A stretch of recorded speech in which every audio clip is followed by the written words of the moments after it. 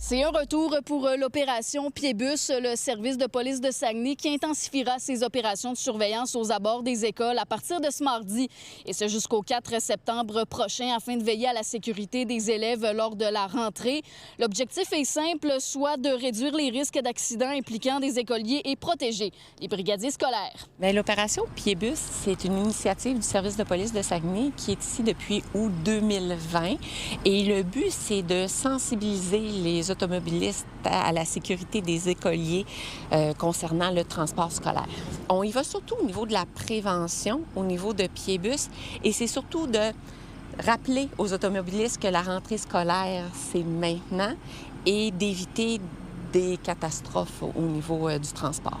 Les efforts de sensibilisation se multiplient année après année afin de rappeler aux automobilistes leur rôle à jouer dans la sécurité des élèves et les amendes salées auxquelles ils seront exposés s'ils ne respectent pas le code de la sécurité routière à proximité des écoles. Bien entendu, éviter les distractions au volant, respecter les traverses piétonnières, respecter les arrêts obligatoires, respecter les signaux des brigadiers et aussi, si vous êtes conducteur, évitez le croisement, le dépassement d'un autobus scolaire lorsque les feux intermittents sont en fonction. Respecter le brigadière scolaire, c'est quand même 300 $ 4 points. C'est qu'on veut vraiment que les personnes respectent les signaux que la brigadière va dire.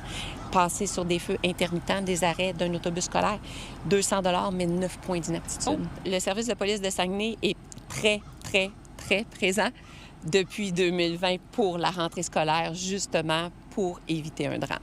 Rappelons que la rentrée 2025 avait été marquée par la remise de 330 contraventions en zone scolaire. La vitesse était la principale cause des infractions. À Saguenay, Sarah-Léa Bouchard pour Nouveau Info. Connaissez-vous Odile Ménard, Marguerite Bergeron ou bien sœur Georgette Beaulieu? Si ce n'est pas le cas, eh bien, elles sont considérées comme des fondatrices de la ville d'Alma. La ville tente d'ailleurs de leur rendre hommage par le biais d'une nouvelle politique de toponymie qui vient tout juste d'être mise sur pied. Ça fait plusieurs années qu'il existe un comité de toponymie, mais ce n'était pas nécessairement encadré par une politique. Donc, les élus ont tenu à faire preuve de transparence, à mettre des balises autour de la toponymie ici à Alma. Et ce qu'on a décidé, c'est vraiment de focusser encore plus sur la valorisation du patrimoine, la valorisation de l'histoire. Donc, c'est important. Ce qui fait en sorte que, oui, on retrouve dans cette politique-là les démarches, mais on retrouve également la tangente qu'on veut donner, soit de valoriser justement les personnes qui ont façonné la ville d'Alma. Ici, dans le quartier des fondatrices à Alma, il devrait y avoir d'autres rues qui se développeront éventuellement. La ville a déjà fait appel à sa population pour soumettre des candidatures de femmes qui ont marqué la ville d'Alma. Et tout ça s'inclut dans la volonté de commémoration de ces personnes. C'était pas rare que les gens nous appelaient lorsque quelqu'un décédait, surtout, j'espère que la ville d'Alma va penser à lui pour un bâtiment, une rue, etc. Donc, on les prenait en note, mais maintenant, on va avoir vraiment un formulaire avec... on va demander aux gens un peu d'expliquer pourquoi, la raison et tout ça.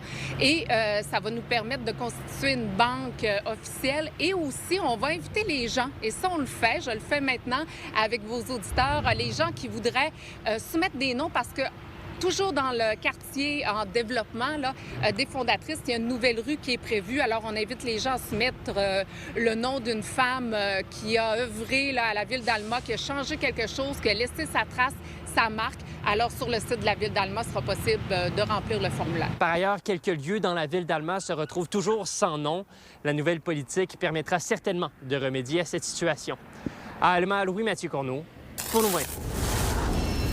La guerre commerciale qui frappe l'économie nord-américaine pourrait avoir un effet négatif sur l'élection partielle dans Chicoutimi-Le-Fjord. C'est du moins l'avis du Bloc québécois. Sa candidate, Caroline Dubé, veut continuer de proposer des solutions concrètes pour aider le Saguenay-Lac-Saint-Jean, une des régions les plus touchées par cette crise tarifaire. Le chef du parti, Yves-François Blanchet, a lui aussi commenté la situation. Le Saguenay-Lac-Saint-Jean, c'est l'aluminium, c'est la forêt, c'est la gestion de l'offre. Puis c'est beaucoup, dans une ville comme Saguenay, les arts et la culture. Le Québec est clairement la juridiction, la province canadienne, si tant est que c'en soit une vraiment, la plus touchée par les tarifs. Je crois que le président va être affaibli lors des élections de mi-mandat. Et je crois que dans un an, il va devenir ce que les Américains appellent un lame duck, donc un président en poste qui n'a plus vraiment de pouvoir.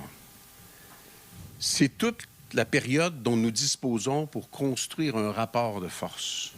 Mais personne n'a envie d'avoir un conflit ou une guerre tarifaire. C'est un mal rendu nécessaire par un président qui a plus de fun à faire des publications sur son propre réseau social qu'à lire les documents qu'il y a sur son bureau. La Chambre de commerce et d'industrie Saguenay-le-Fjord a dévoilé mardi un mémoire prébudgétaire fédéral dévoilant les 5 priorités de la région. Premièrement, immigration économique régionalisée. On a besoin de nos travailleurs. Soutenir le développement des infrastructures stratégiques régionales.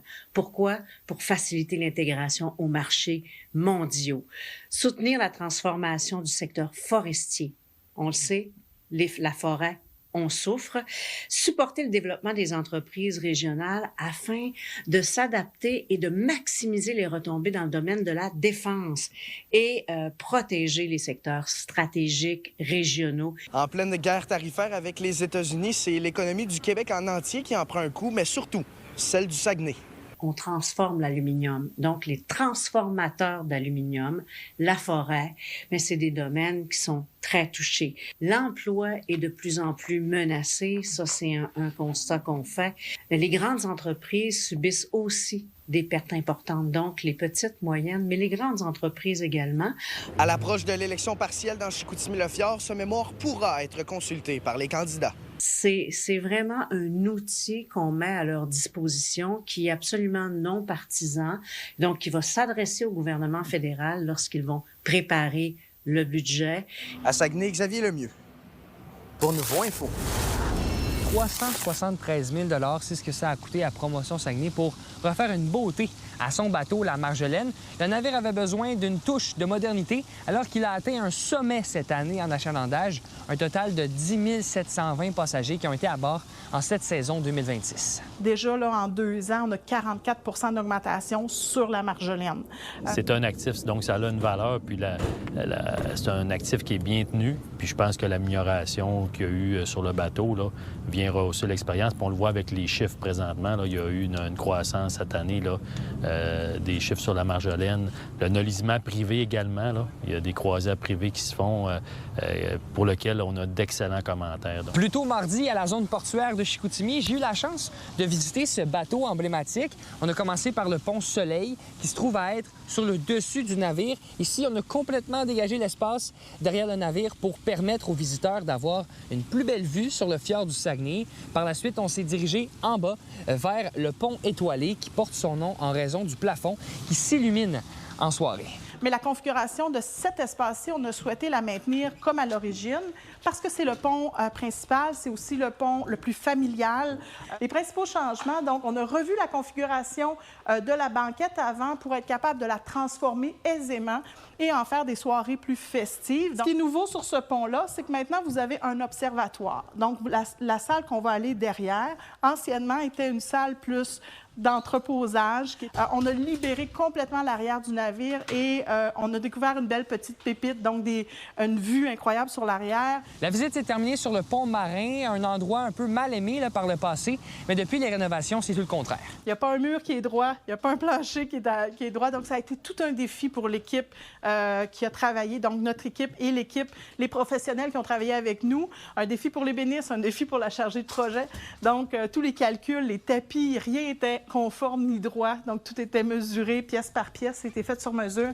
Mais aujourd'hui, le résultat, on en est vraiment très fiers parce que on pense qu'il donne le goût aux gens de rester ici puis de profiter de l'expérience, donne le goût aussi de faire des activités. On a eu des gens qui ont souhaité célébrer leur mariage à bord de la Marjolaine cette année. Pour nous, c'est une belle fierté. Hein? C'est un jour important, un mariage, donc d'avoir choisi la Marjolaine. On parle ici d'une modernisation qui était très attendue par Promotion Saguenay. On a mentionné que la Marjolaine navigue le fjord du Saguenay depuis 1972. À Saguenay, Étienne Ouellette pour Nouveau Info. 60 nouvelles places en garderie seront ajoutées en février près du centre Mamic d'Alma. Les travaux pour des installations destinées aux enfants des Premières Nations sont estimés à 3,5 millions $. La facture est assumée en grande partie par le ministère de la Famille. Le CPE va mettre de l'avant la culture des peuples Atikamekw et Innu.